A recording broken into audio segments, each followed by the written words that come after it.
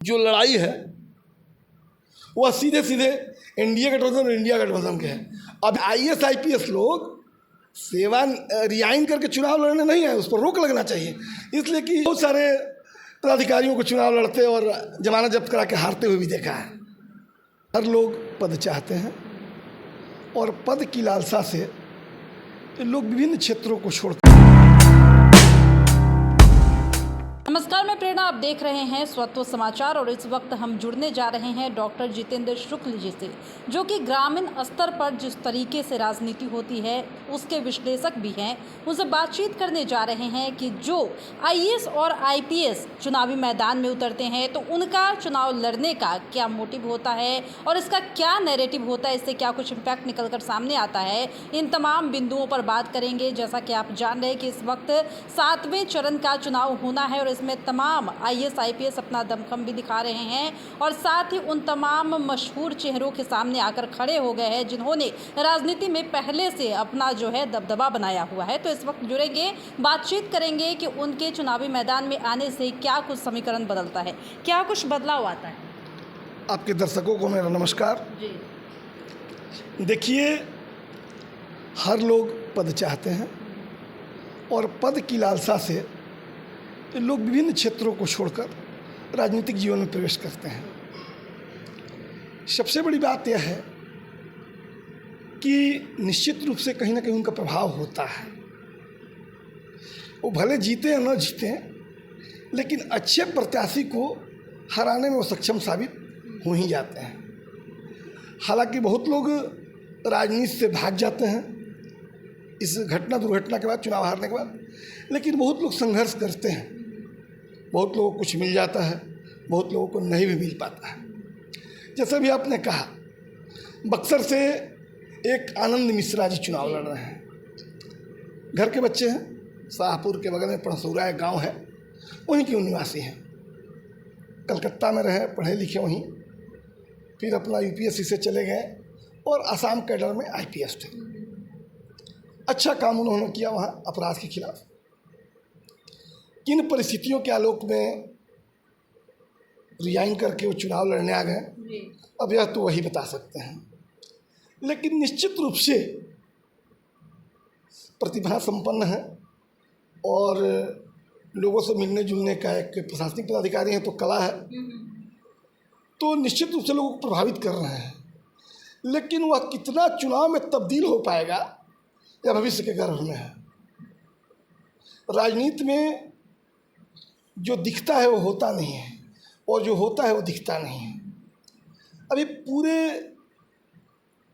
हिंदुस्तान कह लीजिए या पूरे बिहार के राजनीतिक परिदृश्य में कह लीजिए, अभी सीधे सीधे दो घटक दलों के बीच में चुनाव हो रहा है। एक एनडीए गठबंधन और एक इंडिया गठबंधन। बाकी कहीं कहीं निर्दलीय कुछ प्रभावित कर लो, बात दूसरी है। लेकिन जो भी मतदाता है, मतदाता दो तरह के हैं, तीन तरह के। एक जो पार्टी के लिए कटिबद्ध है, दूसरे जो राष्ट्र के नवनिर्माण के लिए कृतसंकल्पित है और जो राष्ट्र को मजबूती प्रदान करते हैं उसको वोट देते हैं। तीसरे तरह के लोग वो हैं जो जाते हैं, जिसको मन करता है देख के चले आते हैं, या जो गलत संसाधनों का राजनीतिक रूप से प्रयोग होता है उससे प्रभावित होकर अपना वोट किसी को भी दे देते हैं। तो यही परिस्थिति और स्थिति है। अच्छा, आपको क्या लगता है, मुख्यतः जो आईएएस आईपीएस की बात हम कर रहे हैं, जो कैंडिडेट बनकर आते हैं, तो किस तरीके के लोग जो है इनके तरफ रुझान लेते हैं, वोट देने जाते हैं? देखिए, निश्चित रूप से प्रशासनिक पदाधिकारियों के प्रति लोगों का एक लगाव होता है, समाज में एक आकर्षण होता है उनके प्रति, तो लोग उनसे जुड़ने का प्रयास करते हैं। और बहुत कुछ नहीं होता है, क्योंकि मैंने बहुत सारे पदाधिकारियों को चुनाव लड़ते और जमानत जब्त करा के हारते हुए भी देखा है।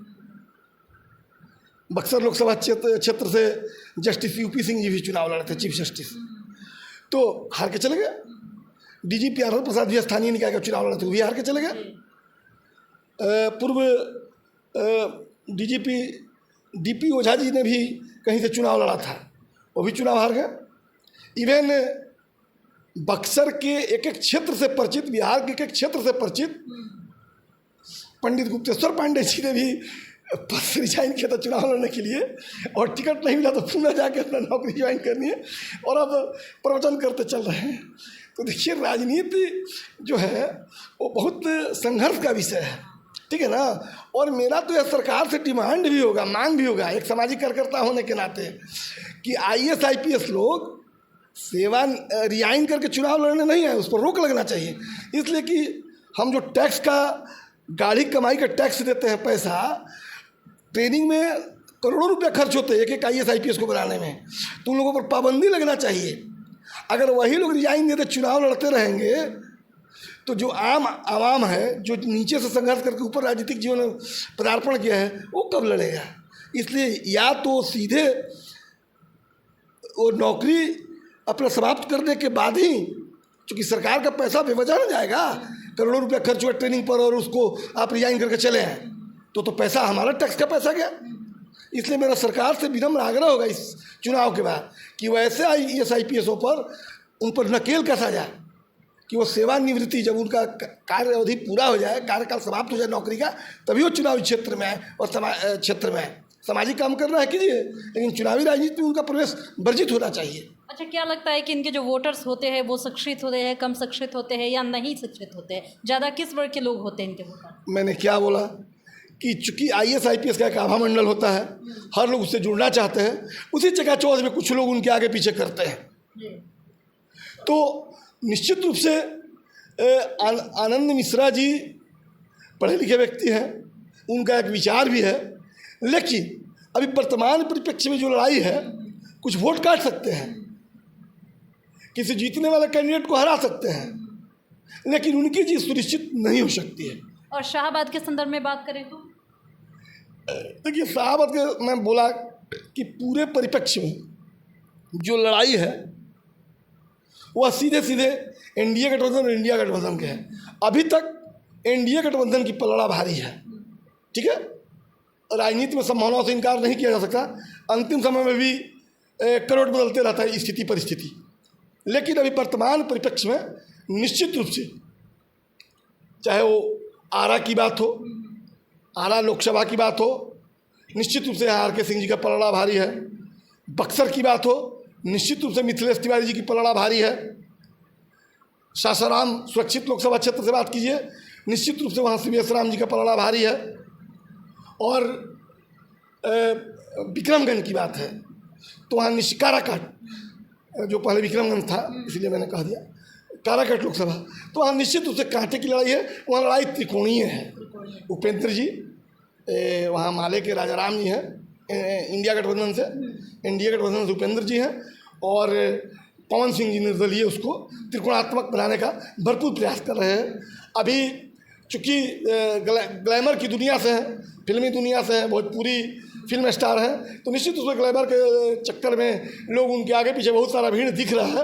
अब वो कितना वोट में कन्वर्ट हो पाएगा, यह तो चार्ज उनको ही पता चलेगा, यह तो भविष्य के गर्भ में है। तो इस वक्त हम शुक्ला जी से बात कर रहे थे, जहां पर हमने शाहाबाद के संदर्भ में भी बात की, साथ ही ग्रामीण स्तर पर किस तरीके से जो राजनीतिक परिप्रेक्ष्य होता है उस पर भी बात किया है, और साथ ही ये भी सवाल किया कि जब IAS और IPS तबके के लोग जब चुनावी मैदान में उतरते हैं तो किस तरह से जो है उनका काम होता है और कैसे लोग उनके तरफ रुझान लेते हैं, और किस मायने में वो जो है नाकाम भी साबित होते हैं और सफलता उन्हें कम मिलती है। क्योंकि जाहिर सी बात है, जिस तरीके से वो अपने नौकरी को त्याग करके इस क्षेत्र में आते हैं, इस पर भी इन्होंने भी बात कही है, और इनका ये कहना है कि इन तमाम बिंदुओं पर सरकार की निगरानी होनी चाहिए। हालांकि जो IAS और IPS तबके के लोग होते हैं वो वोट काटने में कहीं ना कहीं सफल तो हो ही जाते हैं, क्योंकि वो शिक्षित होते हैं और कुछ ऐसा भी आकर्षण का केंद्र हो जाते हैं कि शिक्षित लोग उनके तरफ काफ़ी ज़्यादा रुझान लेने लगते हैं ताकि वो किसी तरह उनसे कनेक्टेड रहे।